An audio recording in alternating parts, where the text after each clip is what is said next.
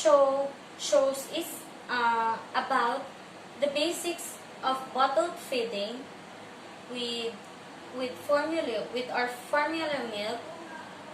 There are three different types of formula, and you need to go to your doctor to figure out which one is the best for your baby. Okay.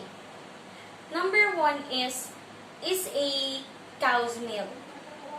Number 2 is a lactose-free formula. Lastly, a lactose-free formula that are based on a cow's milk.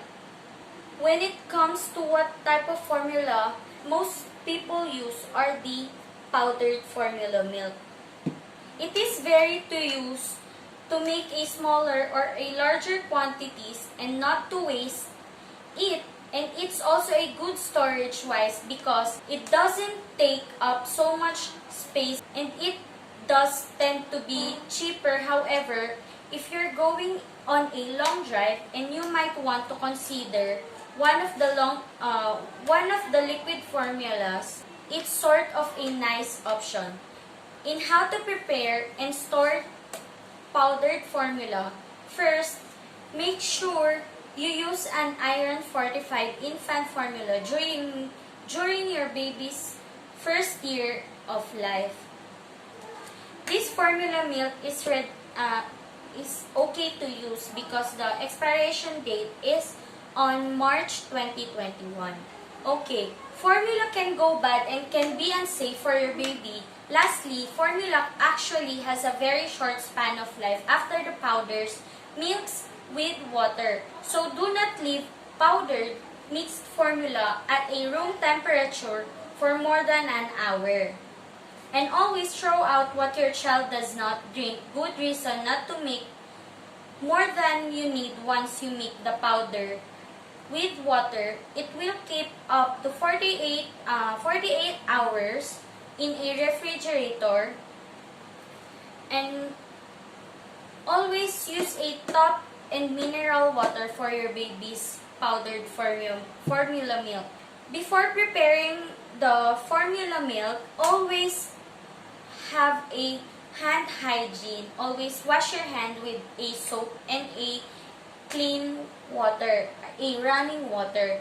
So first, we will make sure that the bottle is sterilized before using. So here's I'm gonna do. I'm going to pour a top and mineral water up to 4 ounces of the bottle. So we will pour a top water up to 4 ounces. So there. 4 ounces, as you can see, 4 ounces. So next is, I'm going to add my formula. So, typical with Formula 1 level, scoop of the formula is equals to 2 ounces. So, we have a 4 ounces of water here. So, we will put a 2 scoops of formula powdered milk. So, 1,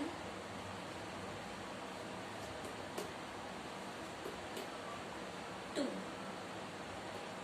So, next is, I'm gonna screw up the cap of the bottle and I'm going to shake until the formula completely dissolves.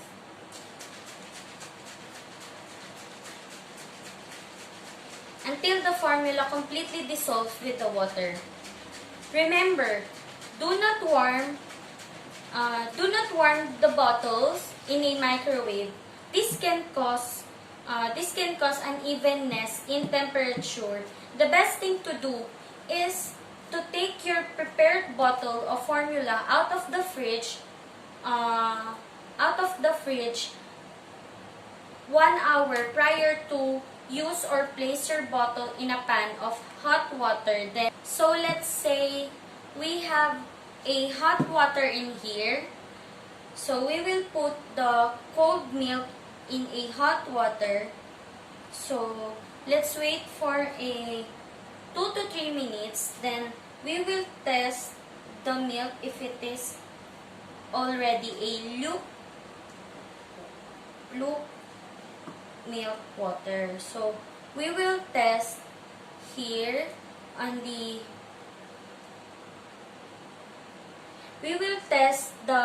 milk in our backside of our hand. Make sure it's not hot but just a lukewarm. So let's test it. So the milk is now ready to drink by our baby.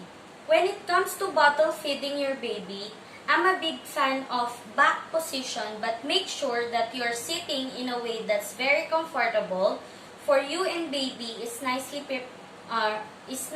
propped up, and make sure that her head is over her tummy.